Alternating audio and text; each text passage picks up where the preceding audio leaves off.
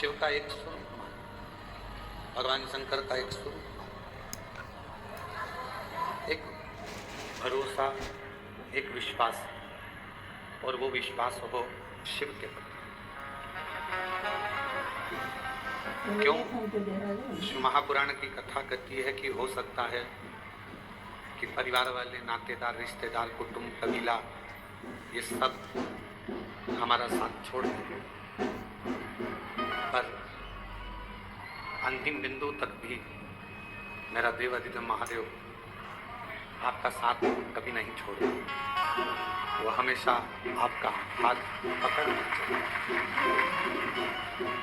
और मैंने तेरे ही भरोसे बाबा, तेरे ही भरोसे हवा बिच उड़ती जावानी बाबा, तो छठी खोले में शंभू में तेरी हवा बिच उड़ती जावानी बाबा, तोरे हथों छठी कटी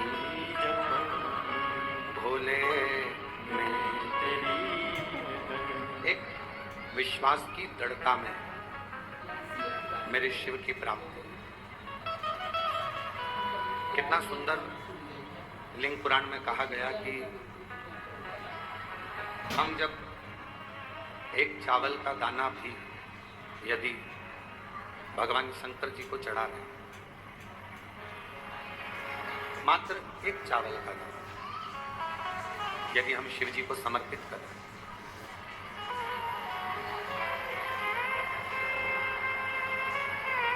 क्या कहकर समर्पित कर रहे हैं, क्या बोलकर समर्पित कर रहे हैं कि बाबा हमारा कुछ भी नहीं, तूने जो दिया है हम वो तुझे दे रहे हैं, तेरा तुझको अर्पण। हमारा कुछ भी नहीं। जब हमारा जन्म हुआ तो हम कोई वस्तु लेकर, कोई सामग्री लेकर, कोई प्रॉपर्टी लेकर, कोई जमीन जायदाद लेकर, कोई घर लेकर पैदा नहीं। आपको और हमको तो ये भी नहीं मालूम था कि हम किसके घर में जन्मेंगे।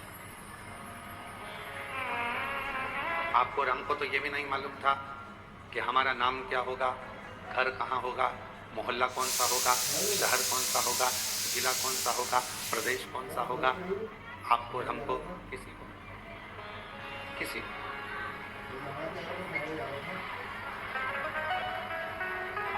जब जन्म हो गया, जब जन्म ले लिया, जन्म लेने के बाद जब हमें थोड़ी सी सुध आई, बुद्धि आई, विवेक आया, तब हमें ज्ञात हुआ कि हमारा जन्म इस कुल में, इस घर में, इस जगह पर। एक फूल को नहीं मालूम होता कि वो सुबह टूटेगा, अर्थी पर जाएगा कि मंदिर में जाएगा। एक फूल को नहीं मालूम कि वो टूटने के बाद किसी के जूड़े में, गजरे में लगेगा, या वो फूल टूटने के बाद किसी की श्रद्धांजलि में जाएगा। फूल को यह नहीं मालूम कि ये पुष्प कहाँ और कब जाएगा, कैसे जाएगा। जैसे पुष्प को नहीं मालूम होता कि वो कहाँ, कब, किस जगह पर जाएगा, वैसे ही संसार में जन्म लेने वाले एक मानव को नहीं मालूम होता कि वो कहाँ, कब और कैसे। पर कुछ पूर्व का अच्छा कर्म होता है, कोई पूर्व का किया हुआ अच्छा कार्य होता है, तो अच्छे कुल में, अच्छे घर में, अच्छे परिवार में और सनातन धर्म में और भारत माता की गोद में जन्म मिल जाता है। कोई पिछले जन्म के अच्छे कर्म मुझे बाबा तेरा, कोई पिछले जन्म के अच्छे कर्म मुझे बाबा तेरा। जहाँ सारी दुनिया झुकती है, जहाँ सारी दुनिया झुकती है, मुझे वो आली दरबार मिला, दरबार। कोई पिछले जन्म के अच्छे कर्म मुझे बाबा मेरा, कोई पिछले जन्म के अच्छे कर्म मुझे बाबा मेरा। कोई पूर्व का जन्म अच्छा होगा, कोई पूर्व का किया हुआ कार्य अच्छा होगा, जो मानव का शरीर पूरा मिल गया। भगवान ने कोई हाथ पैर आँख नाक कान में कोई कमी ना, श्रवण शक्ति भी पूर्ण दी, नासिका भी पूर्ण दी, नेत्र भी पूर्ण दी है। Okay, freshies and early career on this side, and कोई कमी ना रखी। और पूर्व का कोई अच्छा कर्म होगा, जो आज सावन के महीने में कावड़ लेकर कुबेरेश्वर बाबा के धाम में आकर विराजमान। कोई पूर्व का कर्म अच्छा होगा, जो शिव महापुराण कथा के इस पंडाल में कथा श्रवण करने के लिए, जहाँ कथा सुनने के लिए सबका दिल होता है, कंकर शंकर की भूमि पर कथा श्रवण करने के लिए। और मैं एरंडोल वाले काबरा जी को और गुप्ता परिवार को धन्यवाद देता हूँ। कोई पूर्व का पुण्य होगा जो जजमान पद आपको श्रावण के महीने में, इस श्रावण के अवसर पर आप लोग पहुंचे।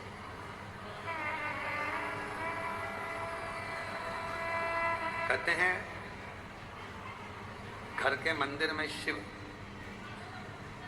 और दिल के मंदिर में शिव, दोनों ही कल्याण करने वाले हैं, दोनों ही कल्याण करने।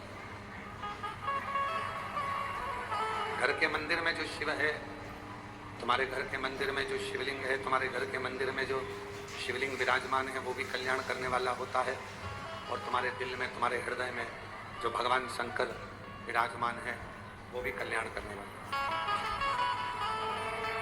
और कितनी बड़ी बात शिव महापुराण में लिखी है कि जिस घर के अंदर शिवलिंग नहीं हो, जिस घर के अंदर अगर छोटा सा भी शिवलिंग नहीं है, तो उस घर का पानी पीने का भी यहाँ पर वर्णन नहीं किया गया कि आप उस घर का पानी पिए। काबरा जी, लिंग पुराण में, शिव महापुराण में, स्कंद पुराण के काशी खंड में, अवंतिका खंड में, केदार खंड में, सब में वर्णन किया कि घर के अंदर यदि एक छोटा सा भी शिवलिंग है,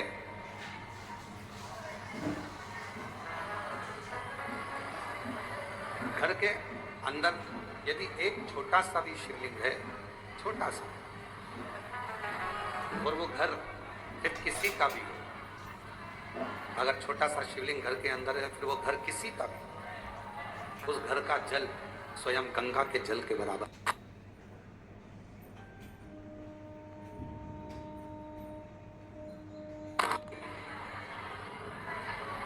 यदि घर के अंदर शिवलिंग विराजमान है, छोटा सा भी अगर शिवलिंग, आवाज नहीं आ रही, आवाज की व्यवस्था। घर के अंदर यदि छोटा सा भी शिवलिंग है और वो शिवलिंग आपके घर के अंदर है, और आप अगर पूजन कर रहे हैं तो ठीक, पूजन नहीं कर रहे हैं तो ठीक, और घर के अंदर वो शिवलिंग अगर रखा भी है, तो कहते हैं उस शिवलिंग के सामने से केवल प्रणाम कर कर, नमन कर कर यदि आप निकल कर चले जाते हो, तो भी जिंदगी में कहीं अड़चन नहीं आती और काम सफल होता चलेगा, कार्य सफल होता चलेगा। और शंभु शरणे मांगो दुख का दया न दर्शन को, शंभु शरणे मांगो दुख का दया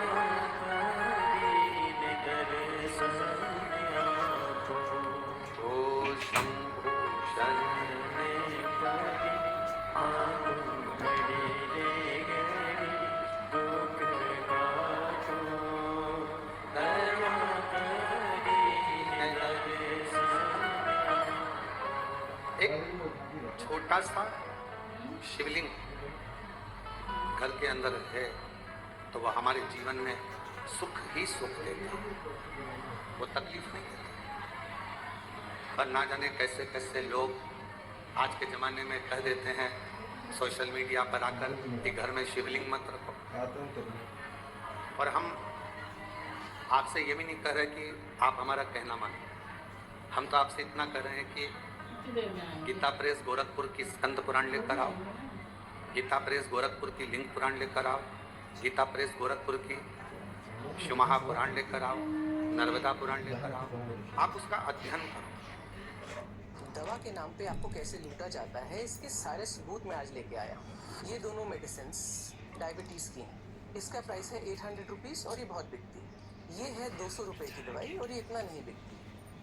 ये दोनों दवाइयाँ और जब आपको अध्ययन में मिल जाए कि हाँ शिवमहा पुराण की कथा में ये वर्णन है कि घर के अंदर अगर एक शिवलिंग है तो वह हमारे जीवन के सारे दुखों को समाप्त करता चला जाता है, तो मानना कि शुभ।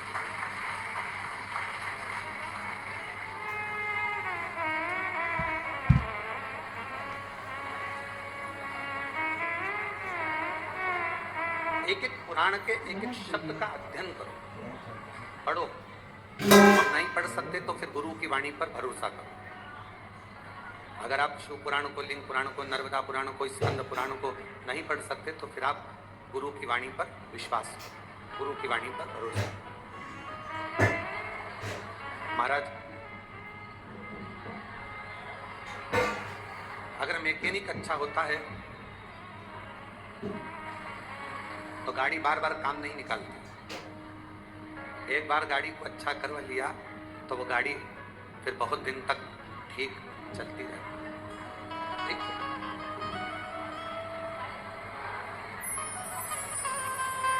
यदि मैकेनिक अच्छा है और मैकेनिक अगर ठीक है, गाड़ी अगर एक बार उसने सुधार दी है तो वो गाड़ी फिर काम नहीं निकालेगी, फिर वो गाड़ी काम बार बार नहीं निकाल सकती।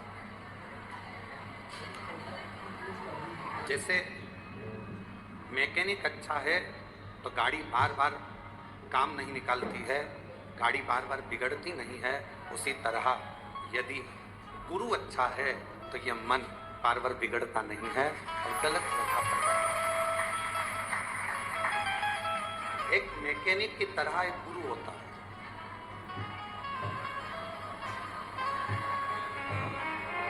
गुरु भी एक मैकेनिक की तरह। मैकेनिक का काम है गाड़ी का ऑयल देखना, पेट्रोल देखना, डीजल देखना, ब्रेक देखना, उसका गियर देखना, और सारी चीज़ें उस मैकेनिक ने देखी। जो खराब थी वो सही।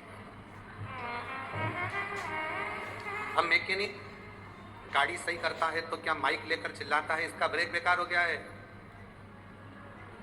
मैकेनिक माइक लेकर चिल्लाएगा कि इस गाड़ी का क्लच बेकार है, इस गाड़ी का टायर बेकार है? मैकेनिक चिल्लाता नहीं है।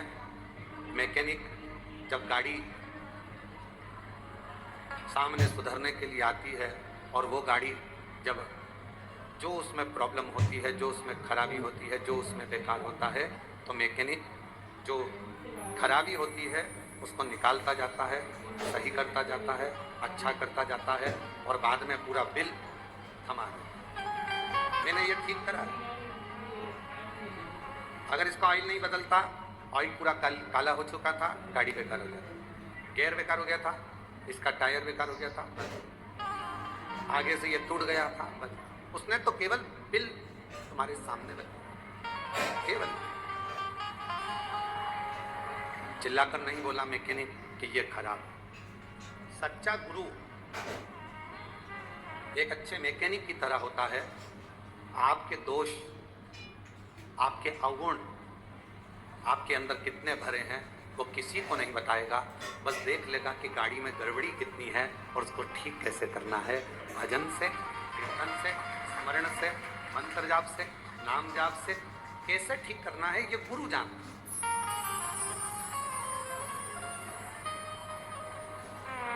और किसी ने बहुत अच्छा कहा, नहाए धोए हरि मिले, नहाए धोए हरि मिले तो मैं नहाऊं शोभा।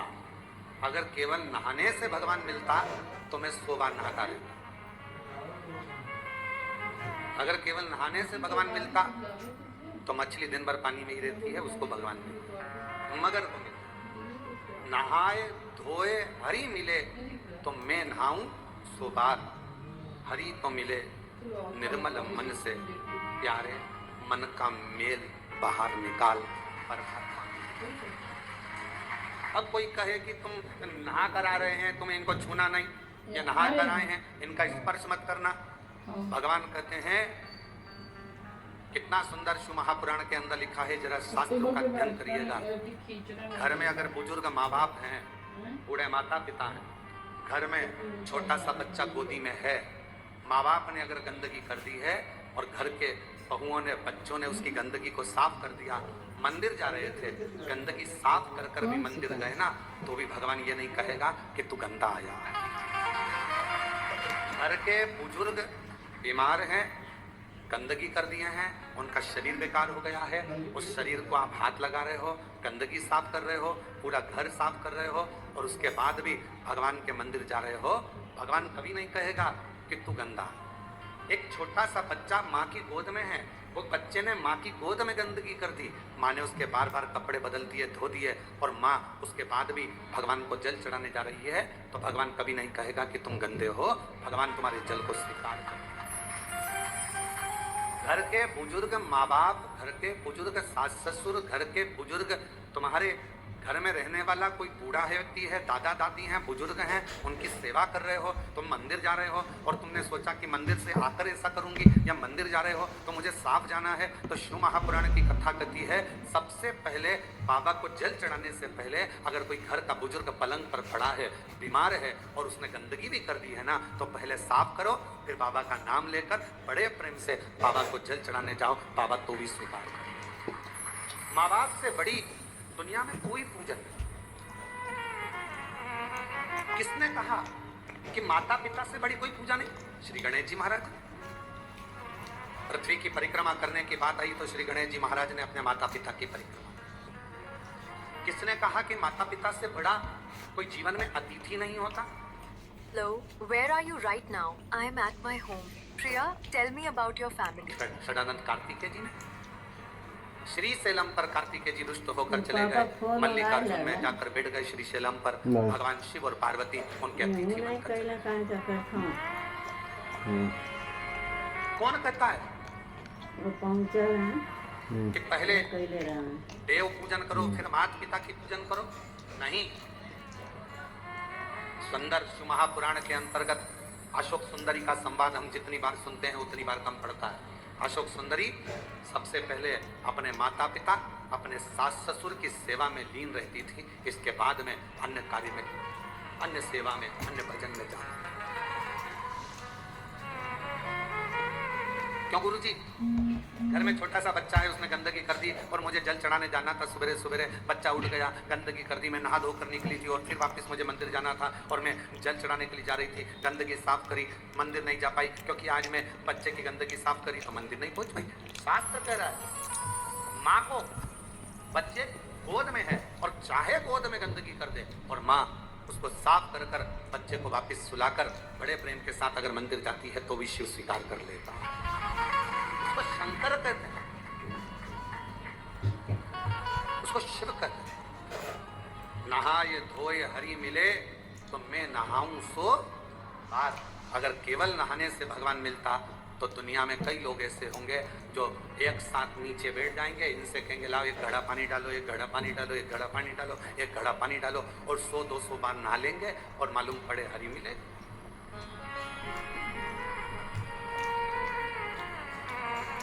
से बात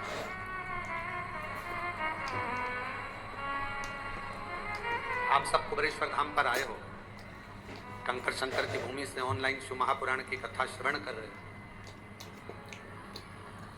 इस पवित्र धाम पर आने के बाद भोजन व्यवस्था हो, चिकित्सा व्यवस्था हो, एम्बुलेंस की व्यवस्था हो या अन्य जितनी व्यवस्थाएं रहती हैं, सारी व्यवस्थाओं का ध्यान रखा जाता है जिससे किसी को तकलीफ हो।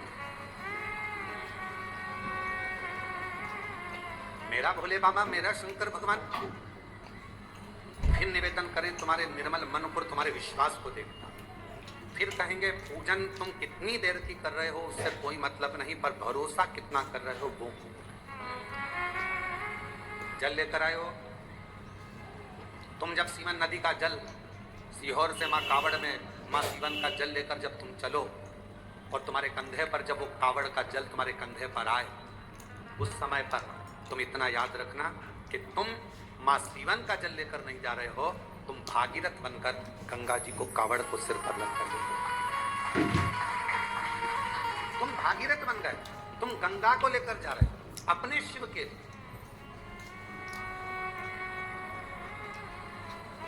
कोई तुमसे कहे जल कहां से भरा, कहा सीहोर से, कितना किलोमीटर जाना है, 11 किलोमीटर है। जल कौन सी नदी का है, तो कहा सीवन का जल है। कब तक सीवन का जल है, जब तक तुमने वहां से नहीं भरा। तुम्हारे दोनों कलश के अंदर, कावड़ के दोनों लोटे के अंदर, कावड़ के दोनों कलश के अंदर जब सीवन का जल भरा गया, तुमने अर्चना कर ली, पूजन कर ली, कंधे पर रख लिया, फिर वो सीवन का जल नहीं रहा, वो गंगा जल बन गया और तुम भागीरथ बन गए। उस समय पर तुम भी लीलाबाई कमलाबाई कब तक थी, जब तक तुम सीवन के तट पर पहुंची। तुम्हारा नाम राम सिंह कब तक था, जब तक तुम सीवन के जल पर पहुंचे। जब तुम सीहोर में सीवन नदी के तट पर पहुंचे तब तक तुम्हारा नाम राम सिंह था, तुम्हारा नाम कमलाबाई था। और जब तुमने जल भर लिया तो तुम ना कमलाबाई हो ना राम सिंह हो, लोग तुमको कहेंगे तो कावड़िया ही कहेंगे, वो तुमको नाम से नहीं। कावड़िया का मतलब ही यही है, कावड़ लेकर जाने वाला। कावड़ का मतलब होता है कि गंगा के जल को भगवान शिव तक लेकर जाने वाला।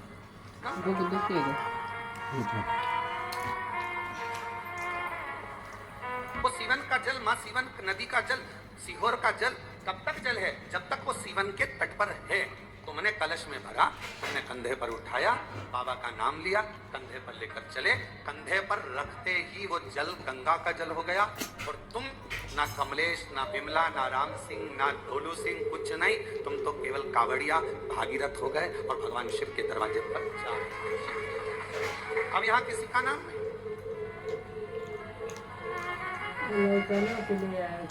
किसी क्या देखेगा वो, क्या देखेगा महाराज। जब आप जाओगे उसके दरवाजे पर, जब आप उसकी चौखट पर जाओगे, उसके द्वार पर जाओगे, क्या देखेगा। अगर वो देखेगा, अच्छा बोलिए, ईमानदारी से बोलना, जितने लोग आस्था चैनल पर कथा सुन रहे हैं, जितने फेसबुक यूट्यूब पर कथा सुन रहे हैं,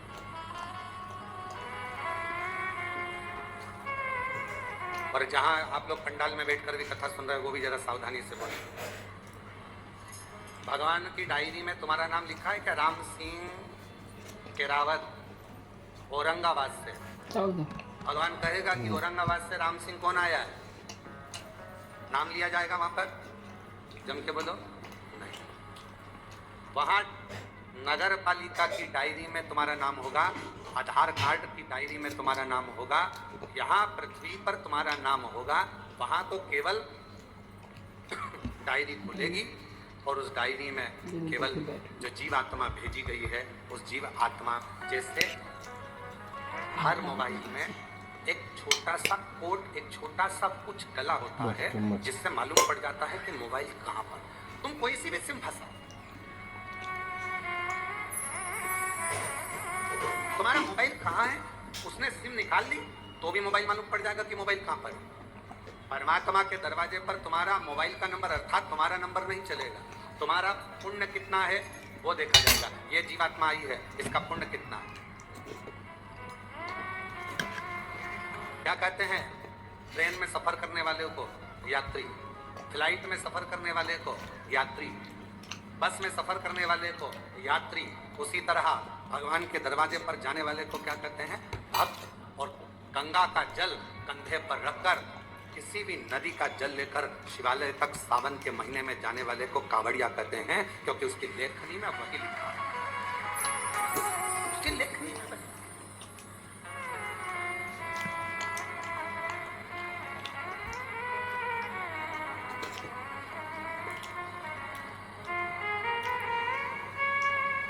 अभी किसी का एक छोटा सा वीडियो आशीष जी ने हमको दिखाया, उसमें उन्होंने किसी ने बयान दिया कि कावड़ उठाने वाले तो जो ऐसे लोग होते हैं, हमने किसी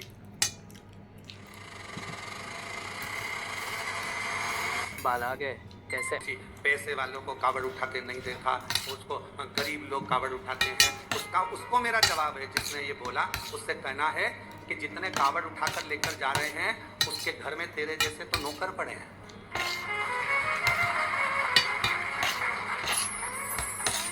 कावड़ उठाने के लिए दम चाहिए, कावड़ उठाने के लिए मन चाहिए, और कावड़ उठाने के लिए बेभव। यहाँ जितने आए हैं सबने अपने अपने घर से आने में 100, 200, 500 रुपए खर्च करे होंगे, तब जाकर कुबेरेश्वर धाम पहुंचा। काबरा जी, बिना पैसा खर्च करे कोई कुबेरेश्वर धाम नहीं पहुंच सकता, बिना खर्च करे हुए कोई उज्जैन नहीं पहुंच सकता, बिना खर्च करे हुए कोई विश्वनाथ नहीं पहुंच सकता। केवल अपने ऊंचे ऊंचे सिंहासन पर बैठकर मुंह चला देना, अपनी राजनीति का मुद्दा बना लेना और कह देना कि कावड़ उठाने वाले ऐसे, कावड़ उठाने वाले वैसे। सनातन धर्म पर उंगली उठाना सरल है, कभी पत्थर फेंकने वालों पर भी उंगली उठाया करो, तब समझ में आएगा कि आनंद का किसे कहते हैं। इसको कहा लंकापति रावण सोने की लंका का राजा था, कोई गरीबड़ा नहीं था जिसके दरवाजे पर स्वयं भगवान को भी रूप बदलकर राम जी का रूप धरकर जाना पड़ा था रावण के सामने। कितना विद्वान होगा जिसके दरवाजे पर 33 कोटि देवता सामने खड़े होते थे, सारी अप्सराएं, गंधर्व, किन्नर, नाग, पशु, पक्षी जिसके द्वार पर रहते थे। सोने की लंका का अधिपति था। और कोई पूछे रावण से, उसके पिताजी से पूछे, विशर्वा बाबा से पूछे कि ये सोने की लंका उनको कैसे मिल गई, कौन ने दी? तो विशर्वा बाबा भी कह देंगे कि ये सोने की लंका देने वाले तो मेरे शंकर भगवान है। लंकापति रावण से पूछे कि सोने का नगर किसने दिया, तो वो भी कह देंगे कि देने वाले शंकर भगवान है। किसी से पूछा जाए, भगवान राम जी से पूछा जाए कि लंका का राज्य तुम्हें कैसे मिल गया, रावण का तुमने संहार कैसे कर दिया, चैनल का नाम लाने के लिए इसमें क्या दबाते हैं? कृष्ण से कोई पूछे कि द्वारका का राज्य कैसे मिल गया, द्वारका के अधिपति कैसे बन गए, तुम्हारे यहाँ संतान की प्राप्ति इतनी हुई कैसे हो गई, तो कहा शिव की कृपा से। दुनिया का कोई व्यक्ति ऐसा नहीं है भगवान ने दिया नहीं है, मेरे शिव ने कृपा नहीं करी। बस उसको भजने वाला चाहिए, उसको करुणा करने वाला, उसको जपने वाला चाहिए। केवल शोभा ग्रहण भगवान मिल जाएगा, कोई के कपड़ा बदल लो भगवान मिल जाएगा, कोई के ऐसा कर लो भगवान मिल जाएगा। तुमको एक काम करो, सारी समस्या का हल जल, दिल से आए, एक लोटा जल चढ़ाया, श्री शिवाय नमस्ते। आज के जमाने में इतना आडंबर, कोई के महिलाओं को ओम मत बोलने दो, तो कोई के पुरुषों को ये मत बोलने दो, तो कोई को ये मत बोलने दो। इसलिए शिव महापुराण ने एक शब्द दे दिया, एक अक्षर दे दिया विद्येश्वर सविता का, श्री शिवाय नमः। अब इस शब्द में कोई लफड़ा नहीं, कोई लड़ाई नहीं, कोई विवाद नहीं, कोई नहीं कहेगा तुमसे कि इसमें ओम लगा कि ये मत लगा कि वो मत लगा। आज के जमाने में लोगों ने, अरे माँ जगज्जननी जगदम्बा अम्बा पार्वती पंचाक्षर मंत्र का जाप करती हैं, नमः शिवाय, ओम नमः शिवाय, ओम नमः। पहले भी कथा में कहा, पुरुष ओम अक्षर के नाद से प्रारंभ करेगा और स्त्रियां नमः शिवाय से प्रारंभ कर ओम तक, ओम से फिर नमः शिवाय। श्री शिवाय नमस्ते। सहज सरल आडंबर से रहित शंकर को बारंबार प्रणाम। पंचाक्षर मंत्र का मतलब भी क्या होता है? नमः शिवाय का मतलब शिव जी को प्रणाम करता हूँ, ओम नमः शिवाय का मतलब शंकर भगवान को, ब्रह्मांड के रचयिता को प्रणाम करता हूँ, और श्री शिवाय नमस्तुभ्यम का मतलब है शंकर भगवान को प्रणाम करता हूँ। शिव को प्रणाम करना है, भाव शुद्ध हो, मन शुद्ध हो, हृदय निर्मल हो। फिर वही बात आ गई, नहाए धोए हरि मिले तो मैं नहाऊं। जम के बोलो, मैं नहाऊं सुबार हरि तो मिले निर्मल मन से प्यारे, मन का मेल बाहर निकाल, मन के मेल को निकाल दे तो भगवान को मिलने में देरी नहीं होगी। शिव तेरे सामने खड़ा होगा। शिव को क्या चाहिए? कोई और कितना कृपालु शंकर भगवान। मेरे भगवान शंकर ने कोई धन वैभव संपदा की वस्तु कभी तुमसे नहीं मांगी महाराज। जितने भी भक्त शिव महापुराण की कथा को सुन रहे हैं, बड़े सावधानी से सुनना कि मेरे शंकर भगवान ने तुमसे कभी करोड़ों का धन नहीं मांगा। शंकर भगवान ने कहा, जो फूल किसी देवता पे नहीं चढ़े हो तुम मुझे चढ़ा दो। देवों में देव महादेव, घर के बुजुर्ग, घर के बड़े, घर के वृद्ध, घर के भयो, घर के भयो आजान इधर निकाल के बिठा लो, बिठा के बैठो। घर के भयो, घर के वृद्ध, घर के बुजुर्ग, शिव शिव। हाँ वही आगे बिठा दो। घर के भयो हैं, घर के वृद्ध हैं, शिव शंकर। वो घर ना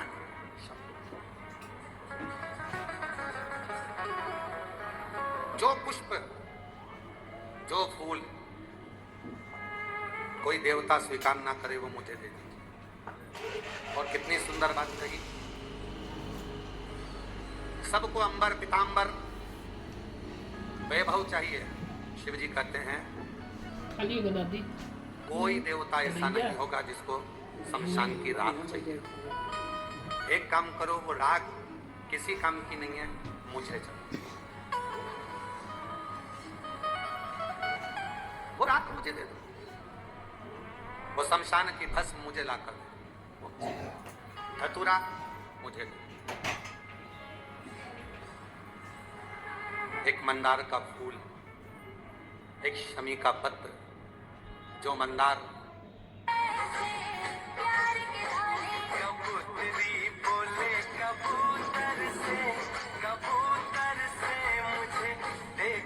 आंकड़ा यहाँ वहाँ मंदार लगा रहता है। कौन सा देवता जिसके ऊपर चढ़ता हो? कोई देवता नहीं। मंदार में जहर जैसा भाव, विष का तत्व होता। कौन देवता स्वीकार करेगा? तो कहा मंदार मुझे दे दो। शमी का वृक्ष, जिस शमी के पत्तियों को शिव लेते हैं, उस शमी के डाली पर पक्षी भी नहीं बैठता, क्योंकि कांटे सबसे ज्यादा संख्या में शमी के वृक्ष, उसको नहीं लेता। देवता भी नहीं स्वीकार, कोई देवता नहीं लेगा। कांटे का है, कांटे का है, कांटे का है, कौन लेगा? पक्षी नहीं बैठता, कांटे लगे हैं। मंदार भी ऐसा ही है, विष से परिपूर्ण है। पक्षी बैठना पसंद नहीं करते मंदार के पेड़ पर, मंदार के पौधे पर। विष, अगर मंदार का फूल आप शंकर जी को चढ़ा रहे हो, फूल तोड़ते समय तुम्हारी आंखें नीचे होना चाहिए, क्योंकि मंदार का टूटने पर अगर उसका दूध हमारी आंखों में चले जाता है तो आंखें खराब हो जाती हैं। अब जरा सोचिए, विचारिए कि कितना विष होता होगा, कितना विष भरा होता होगा। कौन देवता स्वीकार करेगा? कनेर का पुष्प कौन देवता स्वीकार करते? जो पुष्प कोई ना ले वो मुझे दो, जो पत्ती कोई ना ले वो पत्ती मुझे दो। मुझे वो दे दो जो किसी काम का नहीं है, क्योंकि शिव कहते हैं जो किसी काम का नहीं होता वो मेरे काम का होता है, और मेरे काम का हो गया तो फिर वो जगत के काम का होगा। जो मेरे काम का हो गया वो पूरे जगत के काम का हो जाएगा, पूरे जगत के काम।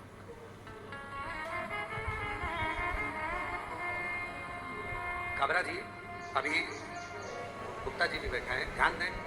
काशी में जो विश्वनाथ जी का प्रसाद बनता है, जो काशी का प्रसाद डब्बे वगैरह जो चलते हैं प्रसाद के रूप में, काशी में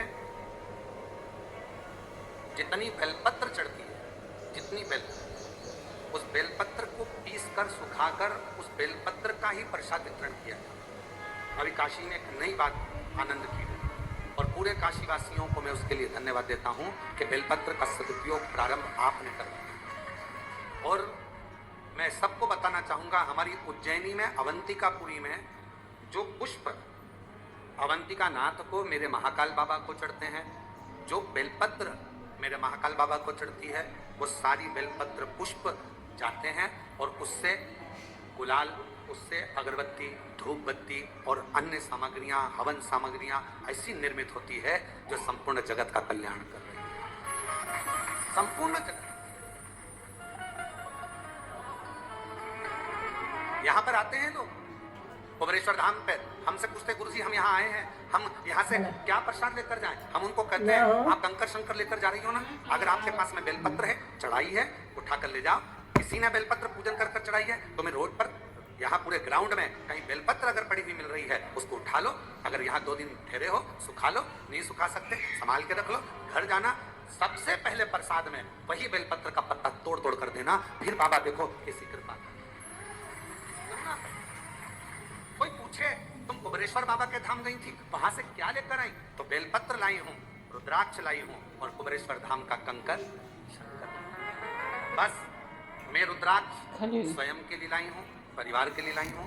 मैं ये कंकर शंकर खुद के लिए लाई हूं, परिवार के लिए लाई हूं। और बेलपत्र का पत्ता, ये बेलपत्र सब पूजन कर रहे थे, जमीन पर छोड़ रहे थे, मैंने उसमें से प्रसाद के रूप में मांग लिया, क्योंकि कंकर शंकर तो सब एक हैं। आपने बिना कर उनसे बेलपत्र मांग ली, देना बाबा घर के लिए प्रसाद के रूप में मैं ये तो बेलपत्र बेलपत्र सब इसी वाला चढ़ावेला ना, चढ़ौल का धो के भी चढ़ा। और विश्वास करता है उस बेलपत्र का आनंद आपके जीवन में वो सुख लाता है कि आनंदित जीवन अपने आप प्रारंभ हो जाए।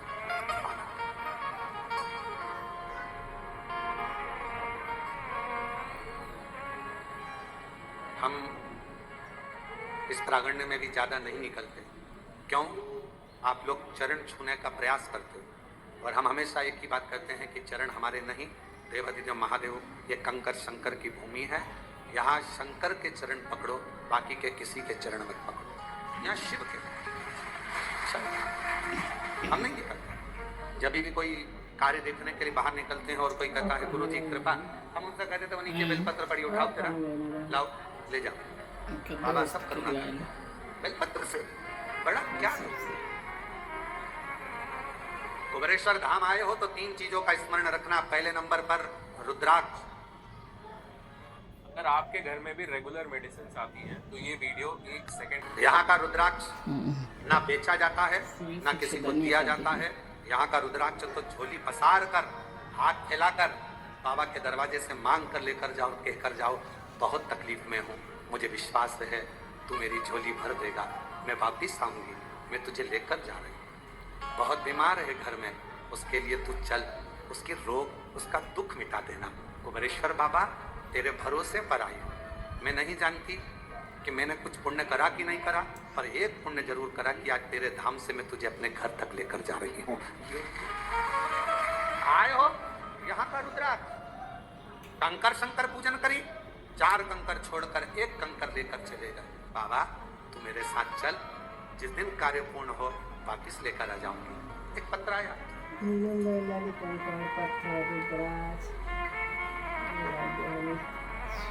उस पत्र में उस बहन ने लिखा, मेरा नाम ज्योति साहू है, मेरे पति का नाम राजेश साहू है, मैं नर्मदापुरम मध्य प्रदेश की रहने वाली हूँ। हम ले नहीं ओकरे ठीक हम 9 एक साल महीना से बाद किराए के हम मकान में पहुंच रहते गए हैं। हैं। हमने बहुत बार प्रयास जेब किया लिहनी हम हमारा ना खुद खुश का भइनी, मकान हो, पर देत पति रहली अकेले चाची कमाने वाले के, हमारे यहाँ हम मांगे मुझे लेनी सब हम करी धन नहीं कि हम कोई मकान घरवा ले देत सकें। रहली चाची के, हम करी बुआ हमके भी एक किसी ने ठो कहा दे कि तो एक ठो ही सियोर में वाला से महाराज कथा करी ले कहता ला। है और वहाँ एक ठो कंकर हम ले शंकर की लेनी। भूमि है, अगर वहाँ जाकर कुछ मांगा ले जाता है नहीं अब 3 महीने में बाबा बुला मानी लेते के हैं। अलमारी हम में धइनी कि बाबा हमके पहली बार बोलई हा 1 मार्च 2025 यहाँ आए। और ठीक एक महीना बाद गए रहे। अभी कौन सा महीना वहाँ से चल रहा इनका है? के जम के बोलो, जुलाई। ये कब आई? 1 मार्च 2025 को हम सीहोर में कथा सुनी, बाबा से झोली पसार कर इसी मम्मी कथा आपकी के पारी पंडाल जो ले में आई लेली बाबा है, को झोली पसार कर वो कहा तो यहीं हमारी धइल बा। हैसियत नहीं कि हम मकान ले सके, यहीं क्योंकि पूजो खाने वहीं तक धो के दिहनी पूजवा में। किराए के मकान में रहते बहनी रहते अपन 9 ले साल हो गए, गए। पता नहीं आप तुम करुणा देली कि करेंगे, का कैली। सबकी झोली भरते हो, मेरी भी भर दो। कंकर ले गए, रुद्राक्ष ले गए, पहले बेलपत्र ले पूजा गए, के और लगे बाबा भर ने दिए। ऐसी कृपा कर दी लोगों की। तो 3 महीने में हमारे को तो बाबा ने 15 दिन के अंदर ही रिजल्ट दे दिया, और हमारी हैसियत से ज्यादा हमारे बाबा ने छोड़ा। गुरुदेव इतना दिया मेरे बाबा ने कि मेरी झोली खाली। क्या बोलूं मैं कि झोली तंग हो गई, इतना मेरा बाबा ने। मकान दुकान क्या ना दे, और तेरी कृपा का क्या है। कहीं बैठी हो, मेरा नाम ज्योति साहू है, मेरे पति का नाम राजेश साहू, नर्मदापुरम मध्य प्रदेश की रहने वाली हूँ।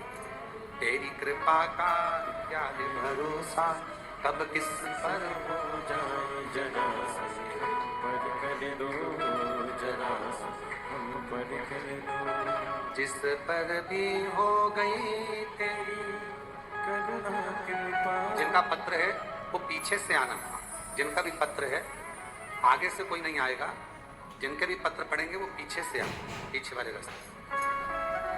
शिव शिव है, शंकर शंकर है। कंकर शंकर की भूमि कुबेरेश्वर धाम पर आ रहे हो, सेवा करो। झाड़ू मिल जाए झाड़ू निकालो, झाड़ू ना हो कोई सामान पड़ा हो उस जूट से थोड़ा सा मार्ग सुलभ करो। कंकर शंकर एक जगह रखे हैं, उनको उठाकर दूसरी जगह रख दो, सफाई करो, साफ रखो। रुद्राक्ष खूब प्रेम से मांगो बाबा के दरबार।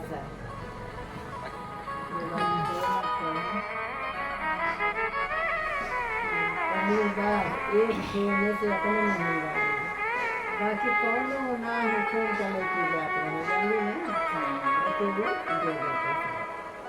जब तुम्हें नहीं मिला तो प्रसाद लेके तो पूजा देवाएंगे। शिव शिव तो पूजा कंकर वो शंकर हाथ की धरा पसार पर के आए और प्रसाद भी लाया और कहें कहीं धैर्य मत। कथा में आए हो, अगर कथा सुनने में आपका पूजा मन है, में चित्त है, खा जा कावड़ चढ़ाने आए थे, 2 मिनट की एकदम कथा मिल गई है, प्रेम से एक जगह पर बैठकर नर्म ये मत देखो कि हॉल में जगह नहीं, बाहर ये तो कंकर शंकर की भूमि है, जहाँ बैठोगे दिल से सुनोगे, बस हृदय से बैठकर बाबा से अपने मन का भाव करो। एक रुद्राक्ष, दोबारा पढ़ के आए रही दूसरा माय कंकर, ना आए रही ना माय मर गए रही विश्वास। और उनका फुआ का याद या कर माय दादा बोली रही। और पूर्ण जब भरोसा होता है, दृढ़ता होती है, तो भगवान सुनता है।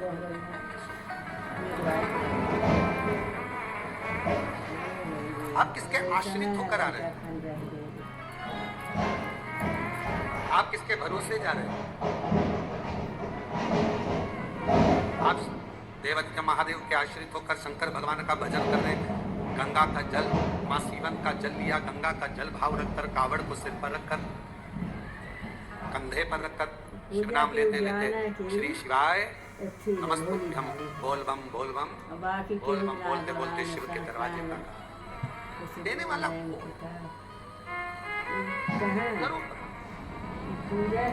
शिव जी ने कहा कि मुझे वो दे दो जो किसी काम का नहीं है, उसको मैं अपने पास रखकर काम वाला बना। शमशान की राख को शंकर भगवान ने अपने तन से लगाया।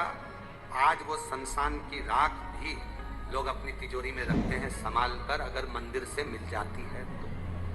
अवंतिका नाथ से, मेरे विश्वनाथ जी से अगर भस्म भी मिल जाती है तो लोग उसे संभाल कर रखते हैं। नहीं तो राख है, भस्म है, कौन संभालेगा, कौन रखेगा? पर चपटी भभूत में है खजाना, कुबेर का खजाना चपटी भभूत है। जैसे कंकर शंकर की भूमि को कुबेरेश्वर महादेव कहते हैं, कुबेर भंडारी की भूमि कहते हैं। यहाँ की रज, यहाँ का कंकर, यहाँ की धूल, यहाँ की मिट्टी स्वयं कुबेरेश्वर बाबा का चरण का प्रसाद है। स्वयं यहाँ की रज, यहाँ का कंकर, यहाँ की मिट्टी, यहाँ का रुद्राक्ष, यहाँ का बेलपत्र अगर इस भूमि पर स्पर्श भी हो जाता है तो वो अपने आप में एक प्रबल औषधि के रूप में, एक आनंद के रूप में हमारा भंडार भरने वाला। शिव भस्म लगाई मेरे शिव जी ने तो भस्म करोड़ों की हो गई। चपटी भभूत में है खजाना, चपटी भभूत में है खजाना। शिव जी ने कहा जो किसी काम का नहीं वो मुझे दे दो, जो किसी काम का नहीं वो मेरे काम। पूरे इंडिया में लोग कह रहे हैं कि एक AI उन्हें, और फिर कहूँ आप सबसे, दुनिया के लोग आपको ताना देंगे, दुनिया के लोग आपको अपशब्द कहेंगे, दुनिया के लोग आपको गालियां देंगे, आड़ा टेढ़ा कहेंगे। ये मंदिर जाती है, कभी शमी पत्र चढ़ा देती है, कभी बेलपत्र चढ़ा देती है, कभी ये चढ़ा देती है। लोग कहेंगे ये तो कहीं कोई टोना कर रही है, कहीं कुछ कर रही है। कहने वाला सब कहता रहेगा आग लगे बस्ती में अपन रहो। अपना शिव, अपना पिता, अपना शंकर, देवादिदेव महादेव अपने हैं, हम उसकी संतान है। हम जिस रूप में, जिस भाव में, जैसे महादेव को भजेंगे, हमारा महादेव हमारी उस भाव में श्रवण करेगा। इस भाव कल शिवरात्रि है, आज प्रदोष है। कितने किस्मत वाले हो आप लोग। सावन का महीना, प्रदोष का दिन, साथ में शिव महापुराण की कथा, कावड़ का जल, आप सब कितनी करुणा। कल शिवरात्रि है, कल बाबा की शाम को 7 बजे से 8 बजे तक ऑनलाइन पूजन होगी। पूजन के समय पर हो सकता है लाइट चले जाए, तो आस्था चैनल पर हो सकता है टीवी बंद हो जाए, तो मोबाइल पर भी हमारी जो समिति का जो भी लिंक है उससे जुड़ कर रहें और उसको पूजन को ऑनलाइन करें।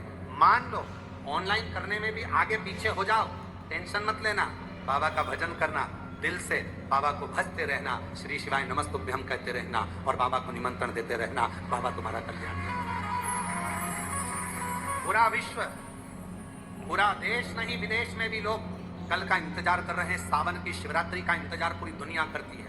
एक एक बेटा बेटी जो कंपटीशन एग्जाम में बैठने वाले होते हैं, पढ़ने वाले होते हैं, दुकानदार, व्यापारी, महिलाएं, सब कल का इंतजार करती हैं कि सावन की शिवरात्रि का ऑनलाइन पूजन होगा, हम पार्थिव शिवलिंग का पूजन करेंगे, शंकर जी कुबेर भंडारी हमारे घर में आएंगे, साल भर हमारा भंडार खाली नहीं होगा, हमारा घर परिपूर्ण होगा।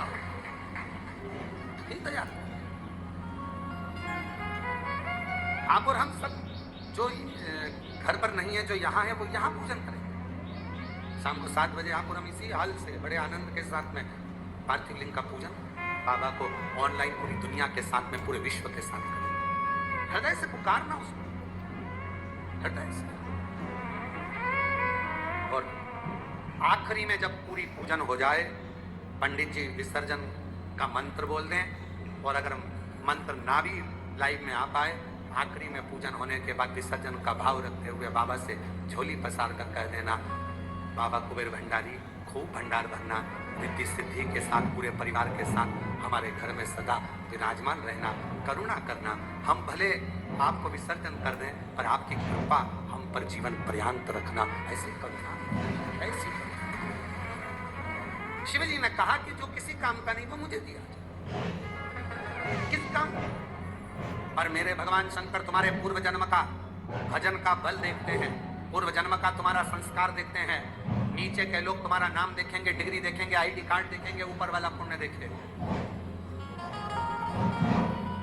ऊपर वाला तुम्हारा आईडी कार्ड नहीं देखेगा कि भानु प्रताप कहाँ रहता है, कहाँ से आया है, फरीदाबाद से, फिरोजाबाद से, आगरा से, ग्वालियर से, नहीं। ऊपर वाला तुम्हारा पुण्य देखेगा कि इसने पुण्य किया। और कितना सुंदर शिव महापुराण में तो एक शमी पत्र, बेलपत्र, मंदार, धतूरा, इन सब की बड़ी महत्वता, बड़ी। कल शिवरात्रि की पूजन में लाल फूल, श्वेत फूल, गेहूं के दाने, काली मिर्च, तिल, धतूरा, इन सब का बड़ा महत्व होता है। इसलिए एक एक चीज जो शिव पुराण में वर्णित है उसको छाट छाट कर आप लोगों को लिस्ट चल रही होगी आस्था चैनल पर, और पूरे आस्था चैनल पर हमने कहा है आस्था वालों को कम से कम पूरी कथा में 10 से 15 बार थोड़ी थोड़ी देर ठहरा कर उस लिस्ट को दिखाएं, जिससे लोग अपने मोबाइल पर उसका फोटो खींचें।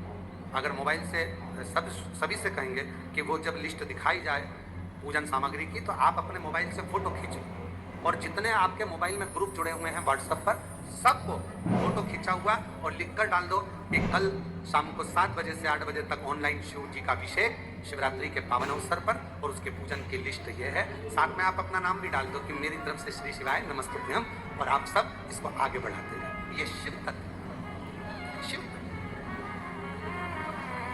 शिव कथा कह रही है, भगवान शंकर का चरित्र कह रहा है। भगवान शिव ने पूर्व का ध्यान देखा। शमी पत्र, मंदार, धतूरा, बेलपत्र, इन सब के पुण्य की महत्वता कितनी महत्व। शिव महापुराण का एक चरित्र बड़ा सुंदर आता है, और ये कथा हम पहले बात चुके हैं, उस कथा में इसका वर्णन किया। यदि भगवान गणेश जी की पूजन और भगवान शंकर की पूजन दोनों जब शमी पत्र से करी जाती है, तो शरीर में कैसा भी रोग भरा था, डॉक्टर ने कह दिया कि यह बहुत बेकार रोग है और ये रोग इसका पीछा नहीं छोड़ेगा। यदि आपको डॉक्टर ने कह दिया कि ऐसा है, डॉक्टर की दवाइयाँ लो, जांच कराओ, डॉक्टर को दिखाओ, रिपोर्ट लाओ, और साथ में 7 स्थान बताए हैं जहाँ पर शमी पत्र को अगर चढ़ाते रहे तो वो रोग कितना भी बड़ा हो, आखिरी में वो रोग समाप्त हो ही जाता है।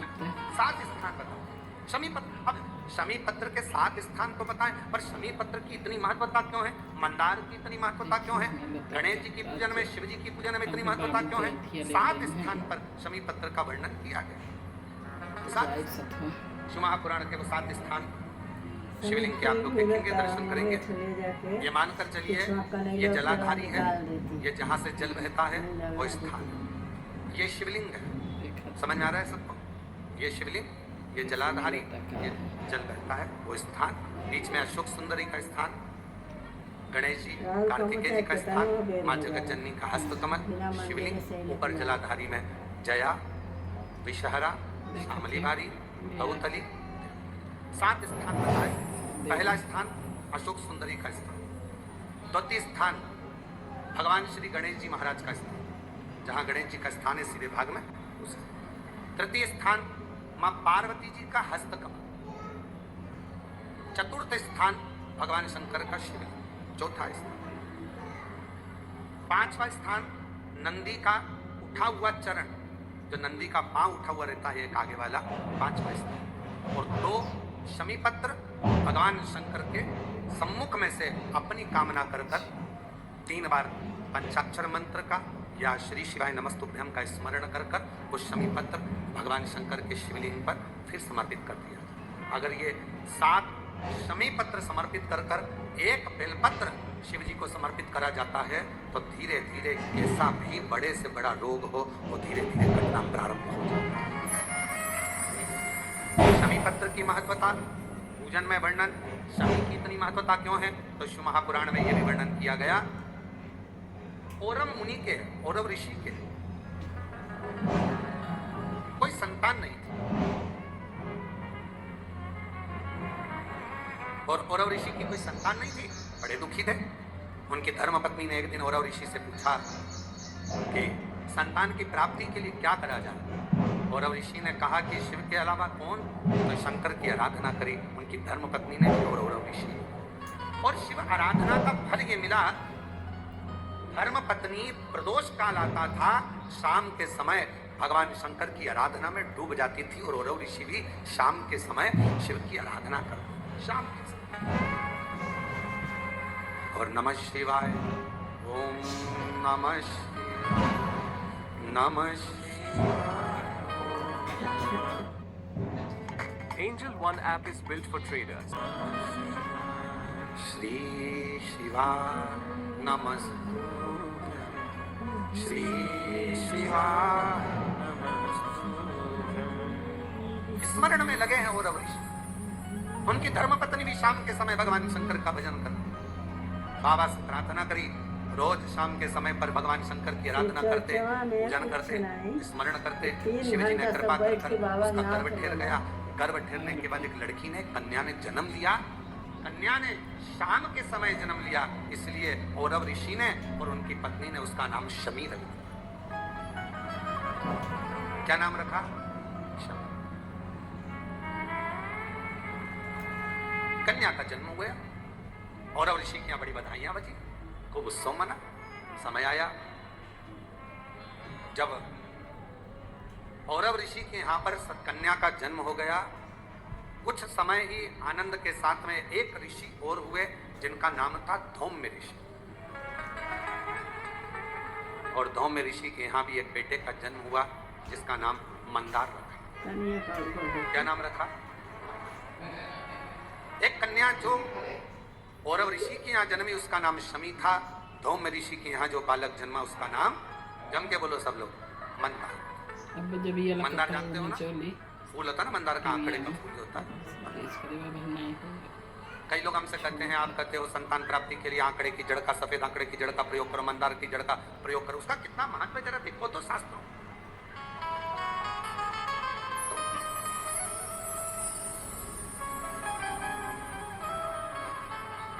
औरव ऋषि की बेटी बड़ी हुई, धौम्य ऋषि का बेटा बड़ा, दोनों बड़े हो गए।